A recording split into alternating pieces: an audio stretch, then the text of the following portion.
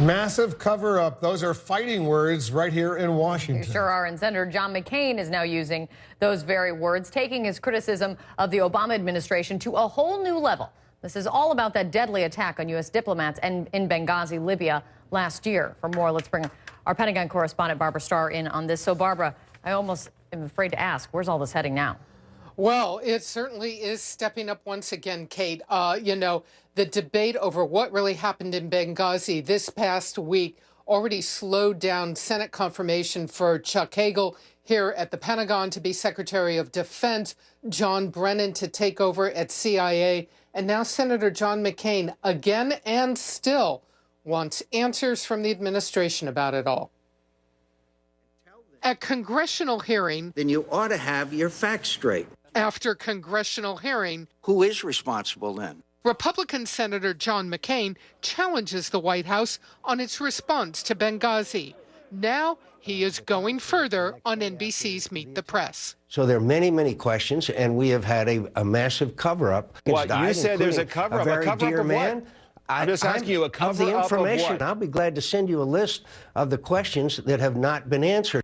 The White House says it's given answers, conducted 20 briefings for Congress, officials have testified at 10 hearings, answered 40 queries. It all adds up to 10,000 pages of documents. Just last week, McCain himself told CNN recent responses on Benghazi were, quote, adequate. So is this just politics? When we asked McCain's office what other questions the senator still had, we were referred to this January press release listing 14 questions. Like this one McCain repeated on Meet the Press.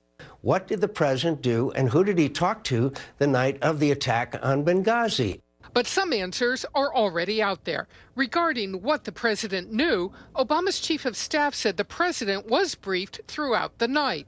And the Secretary of Defense told Congress, after the initial reports about the attack in Benghazi were received, General Dempsey and I met with President Obama, and he ordered all available DOD assets to respond to the attack. McCain also wants to know what actions did the president take. In this letter to Congress, the White House said that Obama himself called the Libyan president the day after the attack.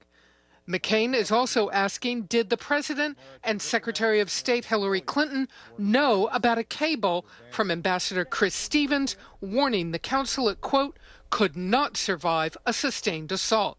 Clinton testified that she did not.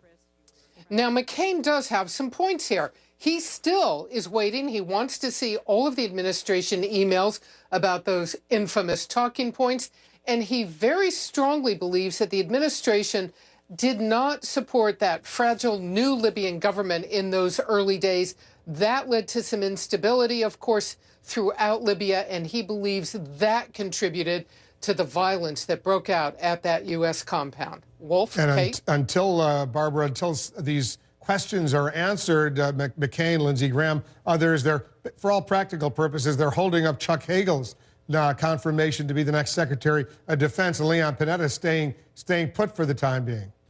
Well, that's right. At least until a week from Tuesday, they may try again on the Senate floor, expected, to try and vote on him. But, make no mistake, Panetta still having to stay an extra 10 days or so. He was packed up and on his way back to his home in California. Now he'll have to come back, go to a NATO summit later this week. And then the question is, does he come back to the Pentagon? Does he go back home to California?